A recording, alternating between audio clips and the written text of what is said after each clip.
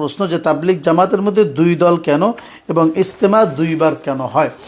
এ কথা প্রথম কথার মধ্যে চলে এসেছে, এরপরও আমি আলাদা করে এই কথাটা বলে দিচ্ছি।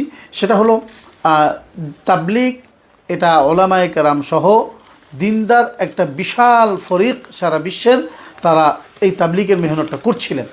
কিন্তু যখন এই ঝামেলাটা তৈরি হলো, অর্থাৎ মাওলানা সাদ সাহেব তিনি তার ভুল কথাগুলো বলতে থাকলেন, ভুল সিদ্ধান্তগুলো চালাইতে থাকলেন, তখন সমস্ত ওলামায়ে কেরাম তার কাছ থেকে বললেন যে সমস্ত কথা থেকে সরে আসুন, তাবলিগের মূল মানহাজের উপর, মূল সিস্টেমের উপর আপনি চলুন, সিস্টেমের বাহিরে আপনি অনেক দূর চলে গিয়েছেন, এতে তাবলিগের ক্ষতি হচ্ছে।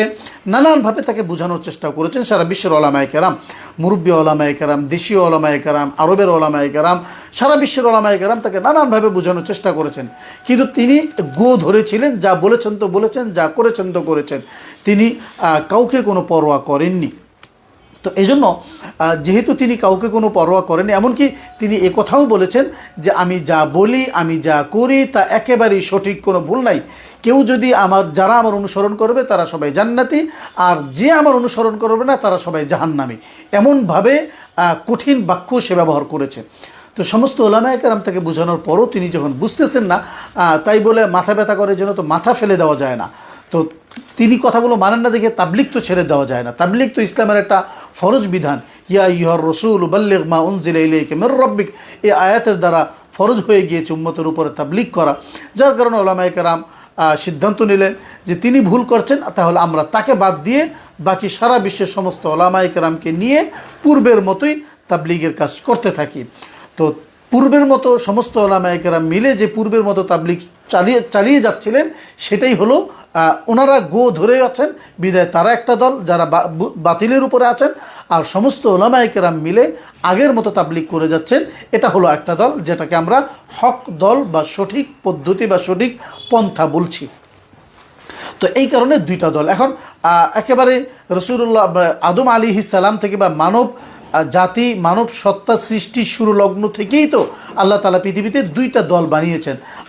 যখন আদম আলাইহিস সালামকে আল্লাহ রাব্বুল আলামিন সৃষ্টি করলেন, সমস্ত ফেরেশতারা সিজদা দিল, অথচ ফেরেশতাদের যিনি মুআল্লিম, ফেরেশতাদের যিনি শিক্ষক ছিলেন, সবচেয়ে দামি ফেরেশতা ছিলেন, তিনি কিন্তু সিজদা দিলেন না। এক পর্যায়ে সে ইবলিশ হয়ে গেল, শয়তান হয়ে গেল।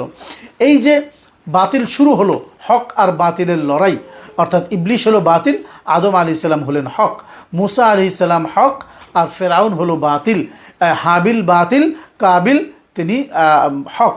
এরপরে এভাবে করে যে শুরু হয়েছে, এইটা তো আর থামেনি এবং কিয়ামত পর্যন্ত এটা আর থামবে না। হক আর বাতিল দুইটা থাকবেই। তাবলিগ শুরু হয়েছিল 100 বছর, 150 বছর নিরঙ্কুশভাবে কাজ হয়েছে। 150 বছর বা 100 বছর হওয়ার পর থেকেই আল্লাহ রাব্বুল আলামিন এর মধ্যে দুইটা গ্রুপ বানিয়ে দিলেন, একদল বাতিল আর একদল হক। তো এই বাতিল আর হক আজীবন ছিল, আজীবন থাকবে, অতএব এটা নিয়ে ঘাবড়ানোর কিছু নেই। একজন সত্যিকার সত্যের অনুসন্ধানী মুসলিমের দায়িত্ব হলো হকটা খুঁজে বের করে, সত্যটা খুঁজে বের করে সেটার অনুসরণ করা, বাতিল থেকে নিজেকে বাঁচিয়ে রাখা। যেহেতু দল দুইটা, হক আর বাতিল, প্রত্যেকেই তো নিজেকে হক মনে করে, আসলে হককে সেটা তো কোরআন হাদিস থেকে রিসার্চ করার মাধ্যমে চূড়ান্ত হবে। তো অথচ প্রত্যেকেই তো নিজেকে হক মনে করে, সেই জায়গা থেকে প্রত্যেকেই ইস্তেমা করতে চায়।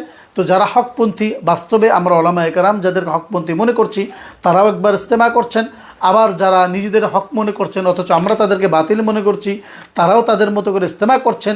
এখন এখানে দেখার বিষয় হলো যে আল্লাহ রাসূল সাল্লাল্লাহু আলাইহি ওয়াসাল্লাম বলেছেন যে ইয়াদুল্লাহি আলাল জামাআতি, জামাআতের উপরে, জাম্মে গফিরের উপরে আল্লাহ রাব্বুল আলামিনের নুসরত, সাহায্য থাকবে।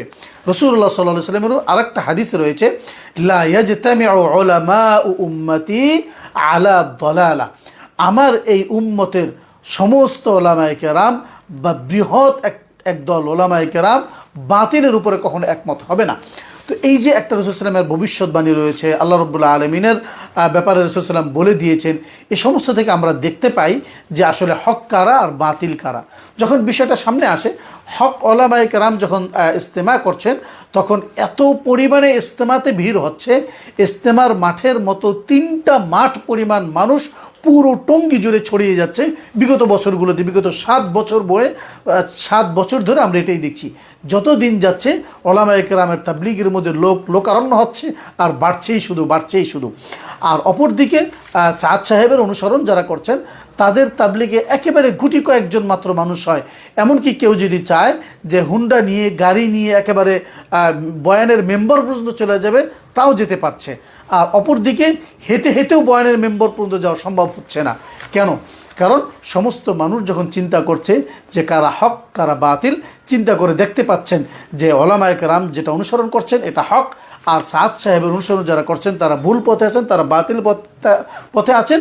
ফলে সত্যের সন্ধানী কেউ আর ওখানে যাচ্ছে না, ওটা খালিই পড়ে থাকছে, নিজেরা একটা কোনো রকম ইস্তেমা করে বের হয়ে আসছে। তো এইভাবে ইস্তেমা দুইটা হচ্ছে, তবে একটা হক আর একটা বাতিলের পক্ষে, এটা আমরা সুস্পষ্টভাবেই দেখতে পাচ্ছি। মোটামুটি রফিক ভাইয়ের প্রায় 4টা প্রশ্ন ছিল, 4টা প্রশ্নেরই আমি যথাযথভাবে উত্তর দেওয়ার চেষ্টা করলাম। এরপরও যদি কোথাও কোনো আরও সংকট থাকে, আরও কোনো অস্পষ্টতা থাকে, আমাদেরকে বললে আমরা স্পষ্ট করার চেষ্টা করবো ইনশাআল্লাহুল আজিজ।